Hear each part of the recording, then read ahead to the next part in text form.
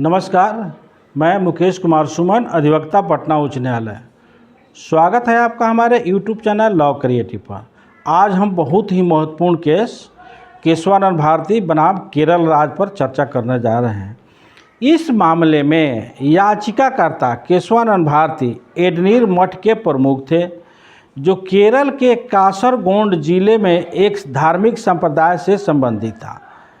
केशवानंद भारती के पास संप्रदाय में ज़मीन के कुछ टुकड़े थे जो उनके नाम पर खरीदे गए थे, इसलिए वह इस ज़मीन के मालिक थे।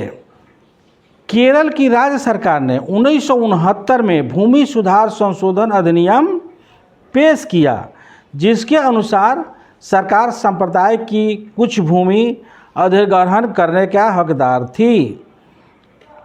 केशवानंद भारती ने अपने अधिकार के प्रवर्तन के लिए 21 मार्च 1970 को भारतीय संविधान के अनुच्छेद 32 के तहत सुप्रीम कोर्ट में एक मुकदमा दायर किया, जो अनुच्छेद 25 धर्म का पालन और प्रचार करने का अधिकार, अनुच्छेद 26 धार्मिक मामलों का प्रबंधन का अधिकार, अनुच्छेद 14 समानता का अधिकार और अनुच्छेद 19(1)(f) ये सब याचिकाएं अभी विचाराधीन थी। इसी बीच केरल सरकार ने एक और अधिनियम अर्थात केरल भूमि सुधार संशोधन अधिनियम 1971 पारित किया। इस केस में 13 जजों का बेंच बना, 68 दिनों तक सुनवाई चला, 700 पृष्ठों का निर्णय था। 7 और 6 के बहुमत से निर्णय को सुनाया गया था। इस केस में नाना भाई पालकीवाला वकील थे। केशवानंद भारती केस इसलिए महत्वपूर्ण है क्योंकि यह पहला मामला था जो नागरिकों और संसद दोनों के हितों की रक्षा के लिए मूल संरचना के सिद्धांत के साथ आया था।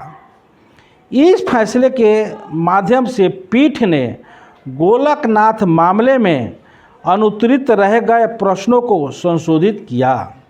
हालांकि इस मामले में कहा गया कि संसद द्वारा अनुच्छेद 368 के तहत संविधान के किसी भी भाग में संशोधन किया जा सकता है, लेकिन उन पर कुछ प्रतिबंध लगाए गए हैं।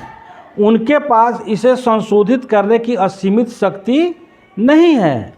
मूल संरचना का सिद्धांत यह सुनिश्चित करने के लिए पेश किया गया था कि संशोधन नागरिकों के मूल अधिकारों का उल्लंघन न करे, जो मौलिक अधिकार द्वारा गारंटीकृत किया गया है। नमस्कार, इस वीडियो को लाइक कीजिए और अधिक से अधिक शेयर कीजिए।